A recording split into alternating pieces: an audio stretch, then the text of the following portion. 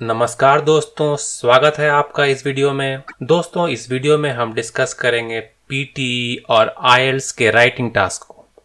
हम जानेंगे कि कैसे इन राइटिंग टास्क में हम अच्छे मार्क्स स्कोर कर सकते हैं। साथ ही साथ हम कुछ जनरल ऐसे राइटिंग टेक्निक्स भी डिस्कस करेंगे। दोस्तों, हम ये भी जानेंगे कि हमारे ऐसे का फॉर्मेट क्या हो तथा किन राइटिंग एलिमेंट्स का ध्यान रखकर, किन लैंग्वेज एलिमेंट्स का ध्यान रख के हम बहुत ही अच्छे मार्क्स स्कोर कर सकते हैं। इसके बाद आगे बढ़ते हुए हम एक सैम्पल रेस्पॉन्स देखेंगे।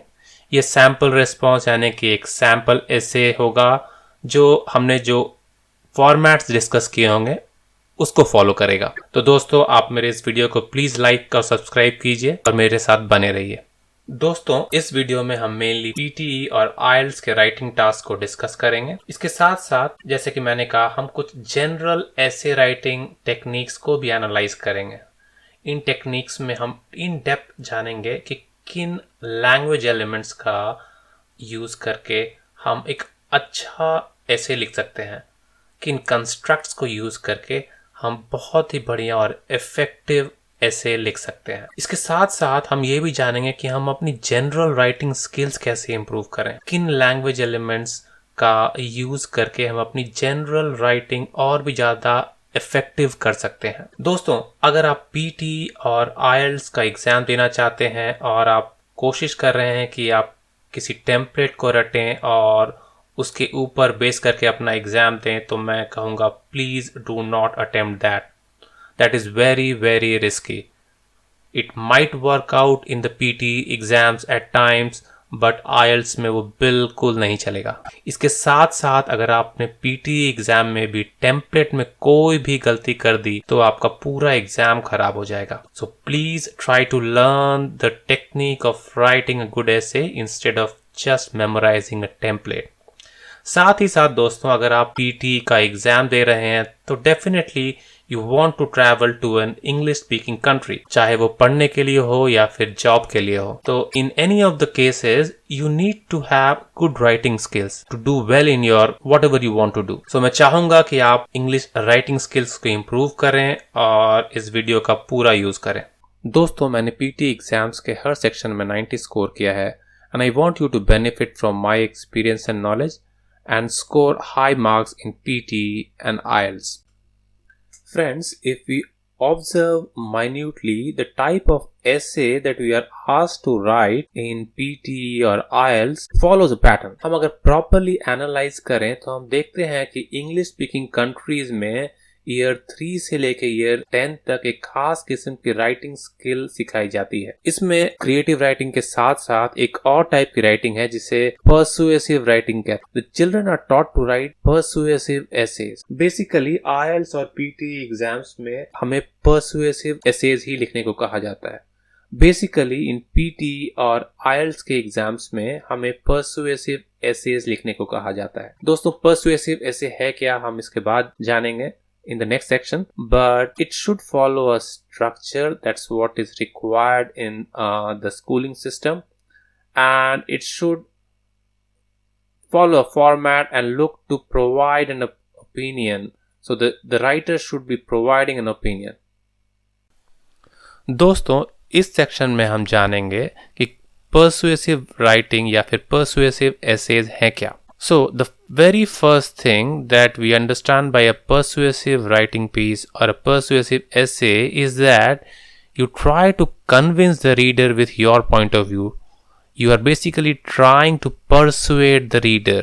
So आपको क्वेश्चन में जो भी समस्या दी गई हो या फिर जो भी प्रॉब्लम स्टेटमेंट्स दिया गया हो, आप उसे अपने तरह से कैसे सॉल्व करेंगे या फिर आपका जो ओपिनियन है उस सब्जेक्ट मैटर को लेके वो आप दूसरों पे कैसे इम्पोज करेंगे, उनको कैसे कन्विंस करेंगे, is the sole objective of persuasive writing.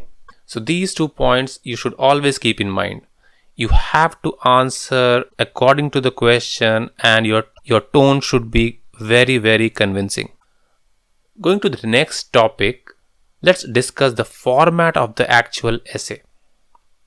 हम देखेंगे कि format में there are multiple things that you should keep in mind.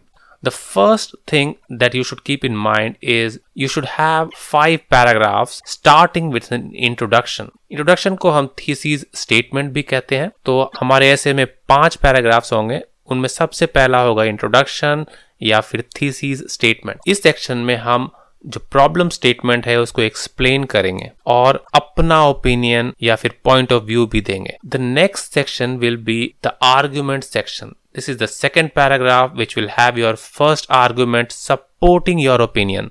आपने जो भी opinion दिया हो regarding the problem statement, you should give statements और arguments supporting that opinion. इस argument के बाद आप अपना दूसरा argument देंगे and these should be connected by using words like firstly, moreover, so that it seems like a coherent unit. Coming back to the next point, the fourth paragraph should be a rebuttal paragraph. Rebuttal का मतलब होता है जब आप किसी के argument को counter करते हैं, किसी ने कुछ कहा और आप उसको गलत साबित करते हैं, तो हम अपने एसे में एक रिबटल का पैराग्राफ ही रखेंगे. इस रिबटल के पैराग्राफ में हम अपने आर्गुमेंट्स के अगेंस्ट जो कॉन्ट्ररी आर्गुमेंट दिया जा सकता है उसको भी डिसमेंटल करेंगे, उसको भी रिफ्यूट करेंगे. And then we come to the last section which is the conclusion.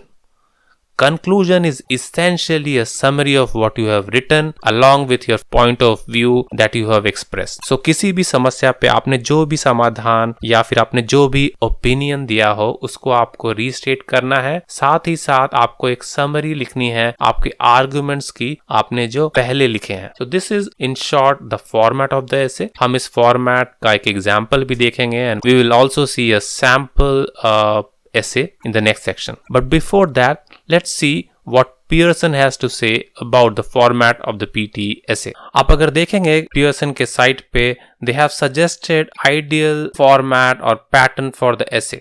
This pattern has got 4 sections: the introduction, paragraph 1, paragraph 2 and the conclusion. Essentially, paragraph 1 and paragraph 2 are the arguments that we have just discussed. Conclusion is a short summary along with your idea. इसमें अगर हम एक rebuttal section भी add करते हैं as the fourth paragraph before the conclusion, it adds weight to our essay. It is not mandatory and if you are falling short of time, you can omit it.